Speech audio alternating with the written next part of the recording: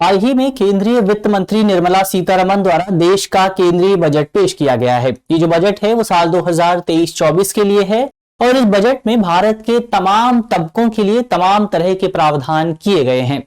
एक विशेष प्रावधान ये रहा कि सरकार ने इस बार आयकर के स्लैब्स में कुछ बदलाव किए हैं।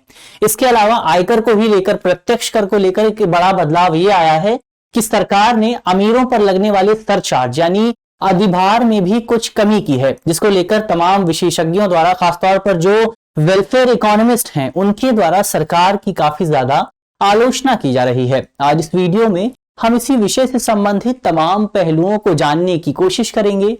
मेरा नाम है अक्षय और आपका स्वागत है दृष्टि IAS की इस नई वीडियो में। वीडियो की शुरुआत करते हैं और सबसे पहले बात करते हैं वीडियो की रूपरेखा की। तो वीडियो में सबसे पहले हमने न्यूज यानी खबर की बात की। खबर को समझने के बाद हम सरकार के हालिया प्रस्ताव पर बात करेंगे कि सरकार नया प्रावधान, नया प्रस्ताव क्या लेकर आई है। इसके अलावा अधिभार कम करने का महत्व क्या हो सकता है, यानी सरकार ने अमीरों पर कर में कमी क्यों की है, उस क्यों को समझने की कोशिश करेंगे। इसके अलावा इस पूरे विषय को लेकर किस तरह की चिंताएं जाहिर की जा रही हैं, इसका प्रभाव क्या हो सकता है, उस प्रभाव पर भी बात करेंगे और अंत में प्रश्न पर भी चर्चा करेंगे। इसके अलावा ये जो पूरा विषय है वो सामान्य अध्ययन प्रश्न पत्र 3 से संबंधित है और आप इसे मुख्य तौर पर भारतीय अर्थव्यवस्था, बजट और आयकर जैसे खंडों से जोड़कर देख सकते हैं। चलिए वीडियो की शुरुआत करते हैं और सबसे पहले सरकार के हालिया प्रावधान को समझने की, हालिया प्रस्ताव को समझने की कोशिश करते हैं। तो हमने बात की कि हाल ही में केंद्रीय वित्त मंत्री द्वारा एक केंद्रीय बजट पेश किया गया है। ये जो केंद्रीय बजट है ये साल 2023-24 जो फाइनेंशियल ईयर है 2023-2024, इस पूरे ईयर के लिए इस बजट को पेश किया गया है। इस बजट में तमाम तरह के प्रावधान हैं और एक प्रावधान जो है वो आयकर या फिर डायरेक्ट टैक्स यानी प्रत्यक्ष कर को भी लेकर है। प्रत्यक्ष कर में जो सबसे विशेष प्रावधान है जिसको लेकर चिंताएं जाहिर की जा रही है वो प्रावधान ये है कि सरकार जो है वो अब 5 करोड़ रुपए से अधिक संपत्ति वाले लोगों, यानी ऐसे लोग जिनकी सालाना आय 5 करोड़ रुपए से ज्यादा है, उन पर जो सरकार पहले अधिभार लगाती थी, जो सरचार्ज लगाती थी, उस सरचार्ज को 37% से कम करके 25% कर दिया है। इसका सरल शब्दों में मतलब यह है कि अब अमीर लोगों को भारत में कम कर चुकाना पड़ेगा, अपनी आय पर कम टैक्स देना पड़ेगा। यहां पर एक सबसे विशेष शब्द है, उसका नाम है अधिभार यानी सरचार्ज। सरचार्ज क्या होता है उसको समझने की कोशिश करें तो सरचार्ज का जिक्र जो है वो हमें आयकर अधिनियम 1961 यानी इनकम टैक्स एक्ट 1961 में देखने को मिलता है। अब आयकर को समझने से पहले अधिभार को समझने के लिए हमें कुछ और बुनियादी बातों को समझना होगा। भारत में जो सबसे ज्यादा इनकम टैक्स दर है, जो सबसे अधिक इनकम टैक्स दर है वो है 30% की दर। ये जो 30% की दर है ये उन लोगों पर लगाई जाती है जिनकी सालाना आय मुख्य तौर पर 15 लाख रुपए से ज्यादा होती है। यानी अगर आपकी सालाना आय 15 लाख रुपए से ज्यादा है तो सरकार आपकी आय पर 30% कर लगाती है। लेकिन यहां दिलचस्प बात यह होती है कि 15 लाख से ऊपर कोई भी स्लैब नहीं बनाई गई है। यानी उस व्यक्ति जिसकी सालाना आय 50 लाख है और वो व्यक्ति जिसकी सालाना आय 16 लाख है, इन दोनों के बीच कोई विशेष अंतर निर्धारित नहीं किया गया है। लेकिन अंतर आता है अधिभार के मामले में।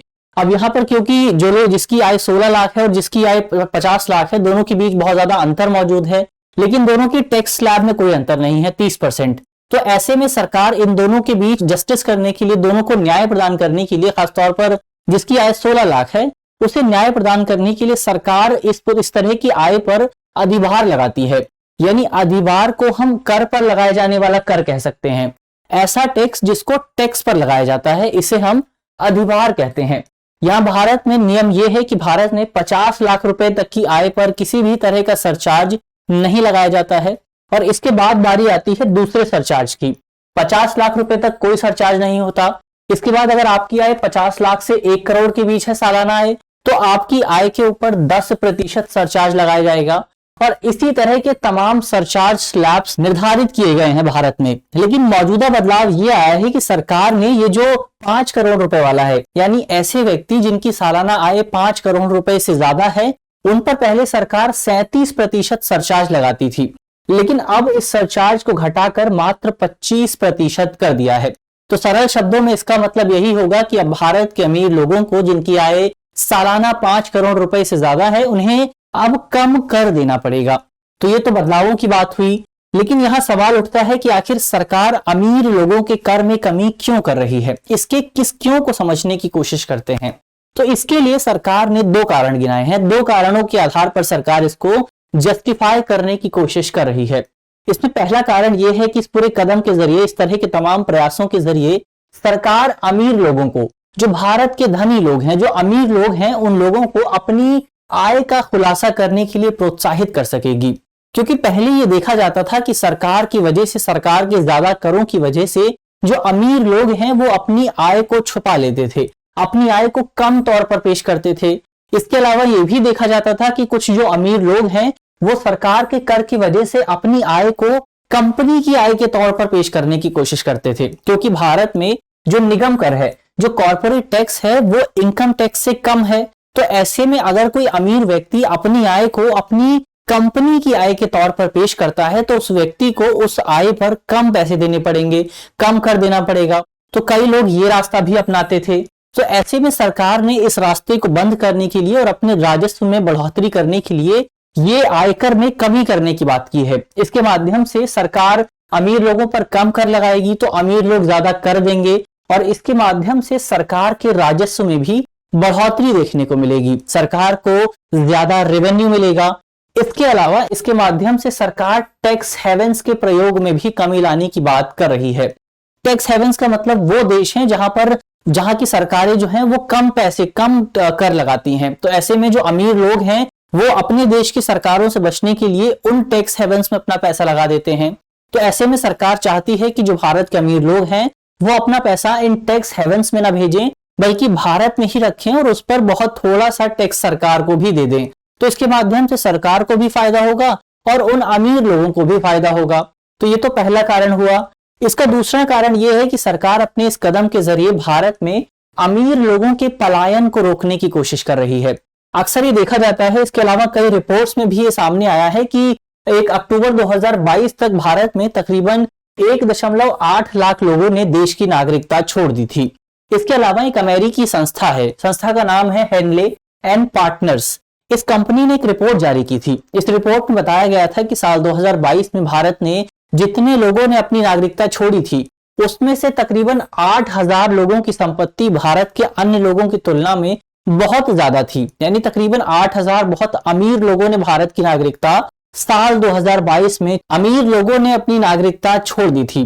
इसका कारण क्या है? तो कारण के तौर पर एक बात पेश की जाती है कि ये लोग जो है सरकार के बहुत ज्यादा कर लगाने के नियम की वजह से डर गए थे और इसी वजह से इन्होंने भारत की नागरिकता छोड़ दी थी।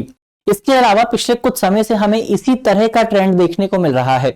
अगर आप साल 2014 से साल 2018 के आंकड़ों पर नजर डालेंगे तो आपको पता चलेगा कि इस पूरी अवधि के दौरान तकरीबन 23,000 करोड़पतियों यानी मिलेनियर्स ने भारत की नागरिकता छोड़ दी थी। तो जाहिर तौर पर भारत को इसकी वजह से बहुत ज्यादा नुकसान देखने को मिल रहा है और ये जो नागरिकता छोड़ने का ट्रेंड है ये लगातार बढ़ता जा रहा है। हर वर्ष नागरिकता छोड़ने वाले लोगों की संख्या में बढ़ोतरी हो रही है, अमीर लोगों की संख्या में बढ़ोतरी हो रही है जो कि भारत की नागरिकता को छोड़ रहे हैं। तो ऐसे में नुकसान ये हो रहा है कि इसकी वजह से भारत में निजी निवेश में कमी आ रही है, क्योंकि ये जो लोग भारत की नागरिकता छोड़ रहे हैं उनके पास बहुत सारा पैसा मौजूद है। तो अगर वो चाहें तो भारत की अर्थव्यवस्था में उस पैसे को निवेश कर सकते हैं, लेकिन वो भारत से वापस जा रहे हैं, वो भारत से किसी और देश में जा रहे हैं। तो इसकी वजह से भारत में निजी निवेश में कमी देखने को मिल रही है। अब निजी निवेश में कमी आ रही है तो इस कमी को पूरा करने के लिए सरकार को निवेश करना पड़ता है। तो इसकी वजह से सरकार पर खर्च का दबाव बहुत ज्यादा बढ़ता जा रहा है और यही वजह है कि सरकार इस तरह के प्रयास कर रही है कि अमीर लोगों को भारत छोड़ने से रोका जाए। इसके अलावा भारत के जो अमीर लोग हैं वो देश के बैंकिंग सेक्टर में, रियल एस्टेट सेक्टर में, इसके अलावा इलेक्ट्रॉनिक्स और ऑटोमोबाइल सेक्टर में भी बहुत ज्यादा विशेष योगदान देते हैं और इन तमाम सेक्टर्स को देश की अर्थव्यवस्था के लिए बहुत जरूरी माना जाता है। इसके अलावा भारत के जो अमीर लोग हैं वो देश के इक्विटी बाजार के लिए भी बहुत ज्यादा इंपॉर्टेंट हैं। वो भारत के शेयर मार्केट को मजबूती प्रदान करते हैं। तो ऐसे में भारत में ये लोग बहुत ज्यादा इंपॉर्टेंट हैं और सरकार अपने प्रयासों के जरिए इन लोगों को भारत में रोकने की कोशिश कर रही है ताकि भारत में निजी निवेश को बढ़ाया जा सके, जो प्राइवेट इन्वेस्टमेंट है उसको कुछ हद तक बढ़ाया जा सके और जब निजी निवेश में बढ़ोतरी देखने को मिलेगी तो इसके माध्यम से इसके परिणाम स्वरूप भारत का आर्थिक विकास भी बढ़ेगा। भारत को जो इकोनॉमिक डेवलपमेंट है उसमें भी कुछ हद तक बढ़ोतरी देखने को मिलेगी। तो ये तो कारण हुआ कि सरकार इस तरह के प्रयास क्यों कर रही है। अब यहाँ पर कुछ चिंताएं भी जाहिर की जा रही हैं। सरकार के इस प्रयास को लेकर कई जो वेलफेयर इकोनॉमिस्ट हैं वो चिंताएं जाहिर कर रहे हैं। उनके द्वारा किस तरह की चीजें, किस तरह के तर्क दिए जा रहे हैं, उन तर्कों को जानने की कोशिश करें तो सबसे पहला और सबसे बड़ा तर्क यही है कि सरकार के इस कदम की वजह से भारत में गरीब और अमीर लोगों के बीच जो अंतर मौजूद है उस अंतर में बहुत ज्यादा बढ़ोतरी देखने को मिलेगी। बीते दिनों ऑक्सफैम इंडिया ने एक रिपोर्ट जारी की थी। इस रिपोर्ट का नाम था survival of the richest the Indian story. इस रिपोर्ट में भारत में गरीब और अमीर लोगों के बीच बढ़ती आय असमानता का जिक्र किया गया था। रिपोर्ट बताती है कि भारत में जो 1% अमीर लोग हैं उन 1% अमीर लोगों के पास भारत की कुल संपत्ति का तकरीबन 40% हिस्सा मौजूद है। इसके अलावा रिपोर्ट यह भी बताती है कि भारत के जो 50% गरीब लोग हैं, जो 50% गरीब आबादी है, उस गरीब आबादी के पास देश की केवल 3% संपत्ति मौजूद है। यानी जाहिर तौर पर हम देख सकते हैं कि भारत में अमीर और गरीब लोगों के बीच जो डिफरेंस मौजूद है, जो असमानता मौजूद है, वो कितनी चौड़ी है, वो कितनी गंभीर स्तर पर बनी हुई है। इसके अलावा इस रिपोर्ट में यह भी बताया गया था कि कोविड-19 महामारी जब से शुरू हुई है तब से भारत के 10 अमीर लोगों की संपत्ति में 32% की बढ़ोतरी देखने को मिली है। इसके अलावा रिपोर्ट में इस बात का भी जिक्र किया गया है कि कोविड-19 महामारी की शुरुआत के बाद से भारत के गरीब लोग जो हैं वो गरीब लोग भूखमरी का सामना कर रहे हैं, बेरोजगारी का सामना कर रहे हैं, महंगाई का सामना कर रहे हैं। इसके अलावा स्वास्थ्य आपदाओं जैसे कोविड-19 महामारी, इस तरह की तमाम चुनौतियों का सामना कर रहे हैं। वहीं अमीर लोगों को इसकी वजह से फायदा हो रहा है क्योंकि हमने पहले ही देखा कि उनकी संपत्ति में 32% की बढ़ोतरी हुई है। इसके अलावा रिपोर्ट में यह भी बताया गया है कि भारत के जो गरीब लोग हैं उन गरीब लोगों के पास अपनी मूलभूत जरूरतों को पूरा करने के लिए भी साधन मौजूद नहीं है, पैसे मौजूद नहीं है। वहीं दूसरी ओर भारत के अमीर लोगों की संख्या में बढ़ोतरी हो रही है और उनकी संपत्ति में भी बढ़ोतरी हो रही है। ऐसे में सरकार ये जो अमीरों पर कर लगाए जाने के प्रावधान को कम करने की कोशिश कर रही है। इसके माध्यम से भारत का आर्थिक विकास तो जरूर होगा, लेकिन ये आर्थिक विकास केवल कुछ ही लोगों तक सीमित रह जाएगा, केवल अमीर लोगों तक सीमित रह जाएगा और भारत के गरीब लोगों को इस पूरी स्थिति से कोई विशेष फायदा, कोई विशेष प्रभाव देखने को नहीं मिलेगा। तो ये तो बात हुई सरकार के प्रयासों और उस प्रयासों को लेकर किस तरह की चिंताएं मौजूद हैं। अब अंत में प्रश्न की बात कर लेते हैं। प्रश्न जो है वो प्रीलिम्स का है और आप कमेंट बॉक्स में सवाल का जवाब दे सकते हैं। आज का हमारा प्रश्न है कि निम्नलिखित में से कौन सा विकल्प अधिभार यानी सरचार्ज को सबसे बेहतर ढंग से परिभाषित करता है। हमारे ऑप्शन है ऑप्शन ए मूल आय पर कर, ऑप्शन बी शून्य आय कर, ऑप्शन सी कर पर कर या फिर ऑप्शन डी इनमें से कोई नहीं। तो आप कमेंट बॉक्स में सवाल का जवाब दे सकते हैं। मुझे उम्मीद है कि इस वीडियो के जरिए जिन बिंदुओं पर चर्चा की गई है वो आपको समझ में आएंगे और यदि आपके प्रश्न पत्र में इससे संबंधित कोई भी सवाल आता है तो आप उसे आसानी से हल कर सकेंगे। इस तरह की अन्य वीडियो देखने के लिए आप हमारे चैनल को भी सब्सक्राइब कर सकते हैं। धन्यवाद।